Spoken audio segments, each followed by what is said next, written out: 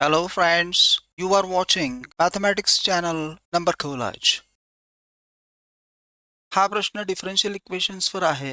y1x, y2x, y3x ही functions ही तीन differential equations satisfy करतात आणि त्यांच्या पर्टिक्युलर सोल्युशनसाठी प्रत्येकाच्या x आणि y च्या व्हॅल्यूज त्याच्या पुढे दिलेल्या आहेत. पण त्यांचा उपयोग करायचा की नाही ते गरजेनुसार ठरवूया. प्रथम ही तीन डिफरन्शियल इक्वेशन्स सोडवून त्यांची जनरल सोल्युशन्स लिहूया.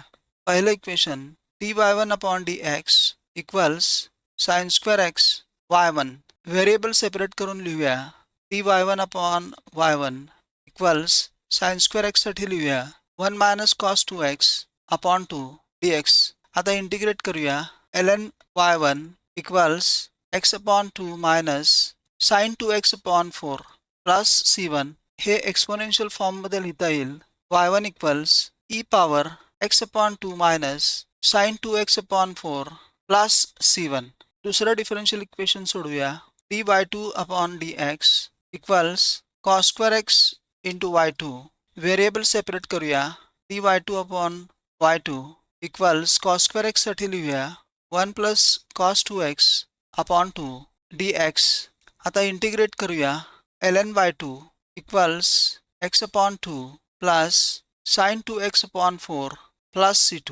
हे एक्सपोनेन्शियल फॉर्म मध्ये लिहूया. y2 equals e power x/2 plus sin 2x/4 plus c2. तिसरं डिफरन्शियल इक्वेशन सोडवूया. dy3/dx equals 2 - x³ y3 variable separate करूया. dy3/y3 equals 2 - x³ dx. हे होईल 2/x³ - 1 dx. इंटिग्रेट करूया. ln y3 equals 2 x power -2/-2 -x plus c3. दोन cancel करूया. -1/x² -x plus c3. यावरून y3 होईल e power -1/x² -x plus c3. आता y1, y2 आणि y3 यांच्या व्हॅल्यूज एकत्रित लिहून ठेवूया, जे आपल्याला नंतर लिमिट सोडवताना वापरायचे आहेत. आता आपण हे लिमिट काढूया, पण तत्पूर्वी y1x, y2x आणि y3x यांचा प्रॉडक्ट काढून घेऊया. y1x म्हणजेच y1 कारण ते x चं फंक्शन आहे इंटू y2 इंटू y3 हे होईल e power x/2 minus sin 2x/4 plus x/2 plus sin 2x/4 minus 1/x² minus x. आणि ह्या c1 plus c2 plus c3 साठी आपण एकच कॉन्स्टंट लिहूया लॅम्बडा. sin 2x/4 कॅन्सल होईल. x/2 x होईल मायनस x 0 होईल. म्हणजे हे होईल e power -1/x² plus lambda. आता लिमिट घेऊया. Limit as x tends to 0 positive. या प्रॉडक्टसाठी लिहूया e power -1/x² plus lambda plus 2x e power 3x into sin x. Limit as x tends to 0 numerator आणि डिनॉमिनेटरला x ने divide करूया. e power lambda into e power -1/x² upon x plus 2x 2 होईल upon e⁻³ into sin x upon x.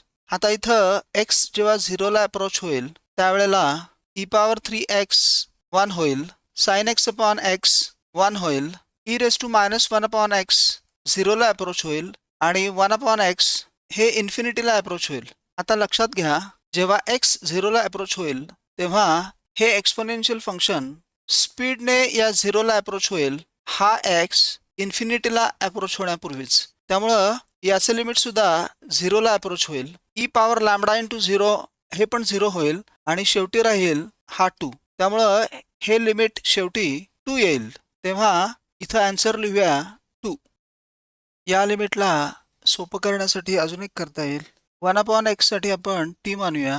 त्यामुळं as x tends to 0 t tends to infinity लिहिता येईल. त्यामुळं limit होईल as t tends to infinity t upon e power t² plus 2 होईल. इथं as t tends to infinity e power t² हा t पेक्षा मोठा असल्यामुळं t upon e power t² ही क्वांटिटी 0ला अप्रोच होईल आणि शेवटी आपल्याला लिमिट मिळेल 2. हाही एक पॉसिबल ऑल्टरनेटिव्ह वापरता येईल. Friends, if this video is of any help to you, please like, share and subscribe this channel. See you in the next video. Until then, keep watching Number Collage. Thank you.